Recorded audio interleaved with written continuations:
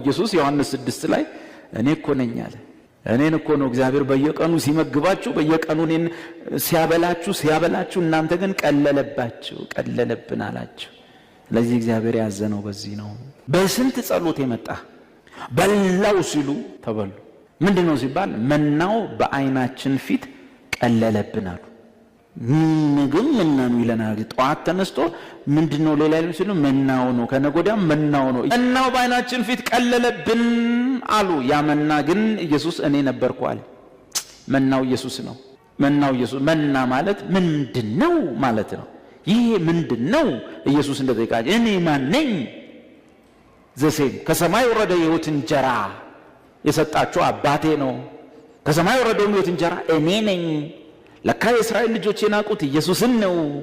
መናው ሰለቸን አሉ፣ ቃሉ ሰለቸን አሉ፣ ኢየሱስ ሰለቸን አሉ። እግዚአብሔርም ሰለቻቸው። አዎ ጥሩ፣ ምንድነው የምትፈልጉት? መብላት፣ ስጋ፣ መንቀባረር፣ ድሎት ነው የምንፈልገው። የቃል አትበሉን። እግዚአብሔር ቃል አትበሉን። ምንድነው የምትፈልጉት? የምድሩን ስጠን።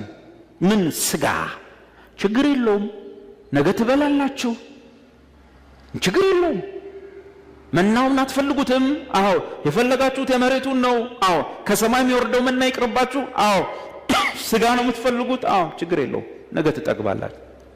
ህዝቡ ነገን ጠበቁ። ሰፍ ብለው ቁጭ አሉ። እግዚአብሔር ንፋስን አመጣ፣ የምስራቅን ንፋስ አመጣ። ቀይ ባህርም ከሚባለው ላይ ከሱ ላይ ድርጭቶችን አመጣ፣ ዘገን አመጣና የእስራኤል ህዝብ ሲበላ እንደ ነፍሱ የሚወደው ነው። የኛ ሀገር ዶሮ እንደማለት ነው። ድርጭቶች አሉ። እነሱን አመጣና እስከ ጉልበታቸው ድረስ ሰፈሩ ላይ ዘረገፈላቸው።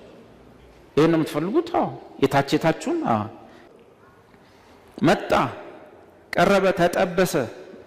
አሜን። አቤት የእግዚአብሔር ተአምር፣ አቤት የእግዚአብሔር ሥራ። ቀረበ፣ ተከተፈ፣ ዘይቱ ጨው ተጨመረ፣ ተጠበሰ። ሽታው ሰፈሩ በሙሉ ስጋ በስጋ።